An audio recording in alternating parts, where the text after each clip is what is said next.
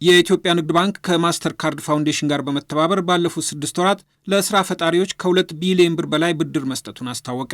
የተሰጠው ብድር በኢንተርፕረነርሺፕ እና በተቋማት ልማት ዘላቂ የስራ ዕድል ለመፍጠር ወይም በምህጻረ ቃሉ ሲድ አማካይነት የተነደፈ ፕሮግራም አካል ነው።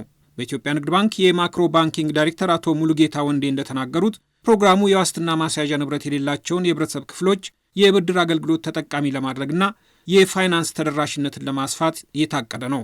የብድር አገልግሎቱ ከአዲስ አበባ ከተማ ውጪ በሁሉም ክልሎች ተደራሽ መሆኑን የተናገሩት ዳይሬክተሩ ከመጋቢት ወር 2017 ዓ.ም ጀምሮ ከ11 ሺህ በላይ ለሚሆኑ ተጠቃሚዎች 2.3 ቢሊዮን ብር ብድር ተሰጥቷል። እንደ ዳይሬክተሩ ማብራሪያ በዚሁ የሲድ ፕሮግራም ከአነስተኛ ተቋማት በተጨማሪ ከ330 በላይ ለሚሆኑ ስራ ፈጣሪዎች ከ75 ሚሊዮን ብር በላይ ድጋፍ ተደርጓል።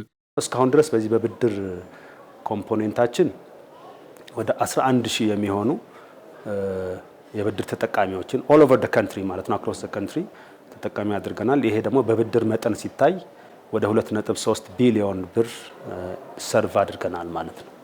ለፕሮግራሙ ተጠቃሚዎች የሚሰጠው ብድር 75 በመቶ በኢትዮጵያ ንግድ ባንክ፣ ቀሪው 25 በመቶ ደግሞ በማስተር ካርድ ፋውንዴሽን እንደሚሸፈን የተናገሩት አቶ ሙሉጌታ የፕሮግራሙ ተጠቃሚዎችም ሴቶችና ወጣቶች ናቸው ብለዋል።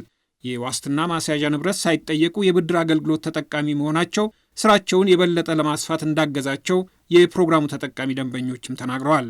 ከማስተር ካርድ ፋውንዴሽን በተሰጠን ስልጠና አማካኝነት ስልጠናውን ወስጄ ያለውን ነገር አስፋፍቼ ለመስራት በሰጠኝ የብድር አማራጭ በመጠቀም ይሄው አሁን ሰፋ አድርጌ ድሮ የምሰራቸው 2000 ምናምን ዶሮ ነበር። አሁን 3000 ምናምን አስገብቼ 3500 አስገብቼ ደግሞ እየተጠቀምኩ ነው ያለሁት።